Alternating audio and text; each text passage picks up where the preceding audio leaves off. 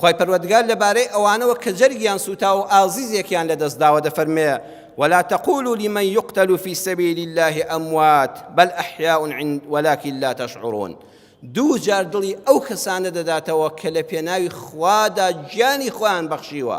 بە سەحابە و بە غەیری سەحابەش تا قیامەت دەفەرمێ قەت مەڵێن بەو کەسانەی کە کوژران لە پێناوی ڕێبازەکەی ئەڵڵادا ئەوانە مردوون ئەوانە زیندون بەس ئێوە هەستی پێ ناکەن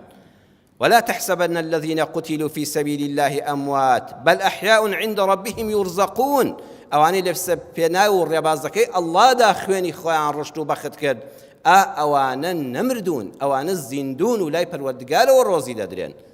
تۆ کە ئەمەد بیست ئاەتەکەی قورئان کەسەکەم نەمردووە و زیندووە لای خوا یەکسەر سەبووریت بۆ دێ چاولێ خوا دڵی بەندەکانی دەداتەوە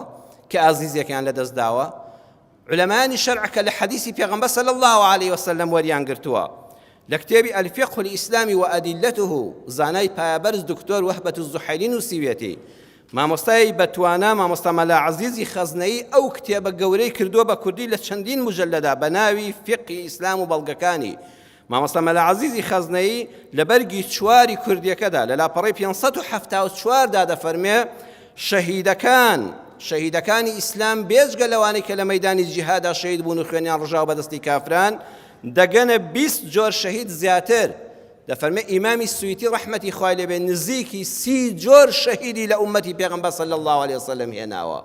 بۆ ئەوەی ئەگەر کەسێک مرد بە هەر شێوازێک لەمانە من و تۆ بچین دڵی کە سوکاری بدەینەوە نەک بیڕوخێنین بڵین کەسەکەی تۆ بەویستی خوای گەورە یەکێک لەم جۆرانەی شەهیدی بەنسیب بووە دڵخۆش بە شەهید چ پلەیەکی بەرزی لای پەروەردگار هەیە یەکسەر ئەو کەسەی جەرگ سوتاوە و لێ قەوماوە ئارامیەک بە دڵ و دەرونی دادێ